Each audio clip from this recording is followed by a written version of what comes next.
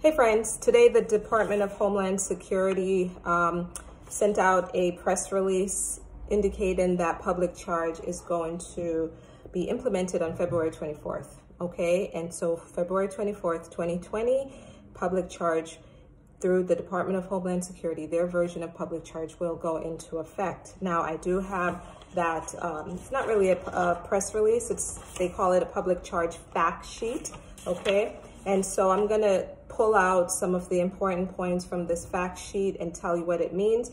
And then also I'm gonna answer 3 questions that came in today. Okay, so firstly, the department says that this final rule will only apply to applications and petitions postmarked on or after February 24th, 2020. So what this means is that for any applications for adjustment of status, change of status, extension of stay, any applications that were received before February 24th, 2020 will not go through the DHS's new public charge rules, okay? And then it says that when determining whether an alien is likely to become a public charge at any time in the future, DHS will not consider, friends, you got to read between the lines here, read very carefully.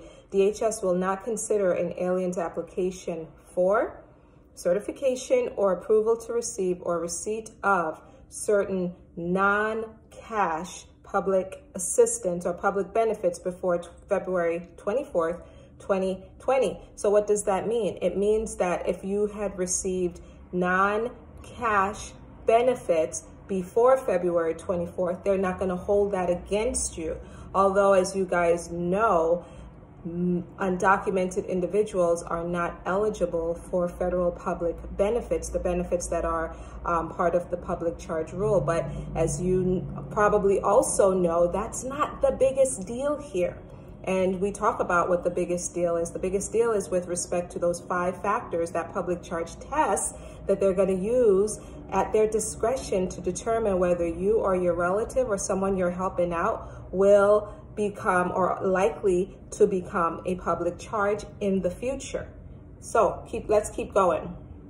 So non-cash public benefits received before February 24th, 2020 will not be considered. What does that mean as well? It means cash assistance that were received before February 24th, 2020 will be factored in as a negative factor when they're considering your application. So that's what it means. They were very specific to say non-cash benefits like SNAP and others that, you know, like public housing, non-cash, those are non-cash benefits. Cash assistance like TANF will be held against you if you had received it before February 24th, 2020, according to this fact sheet. Then they go on to say that USCIS will post new forms and instructions next week on February 3rd, Monday, so that they'll give us enough time to understand what the new procedures are for filing and all of that. So that's next week. The new forms will be posted during the week of, they're giving themselves some room here, during the week of February 3rd, 2020, they're gonna post those new forms. So be on the lookout for those. Now, the 3 questions that I received today were in response to my community post in YouTube. So first question comes from Layla, and she says, what will happen to applicants that already submitted documents to NVC, the National Visa Center, and they're waiting on an interview? What's going to happen to those people? So I explained to Layla that the Department of State has its version of public charge as well, and they have a form called the DS-5540, which is a public charge questionnaire that all visa applicants will need to fill out at the time that they are going through the NVC process. They're going to have to print that form out, well, download it, print it, fill it out, and then as they're submitting all of their other supporting documents and such, they're going to need to submit that form along with everything else to the NVC. And but that form is not out yet. As of today's filming, That form is not out yet. So, but that does not mean that everything's all good.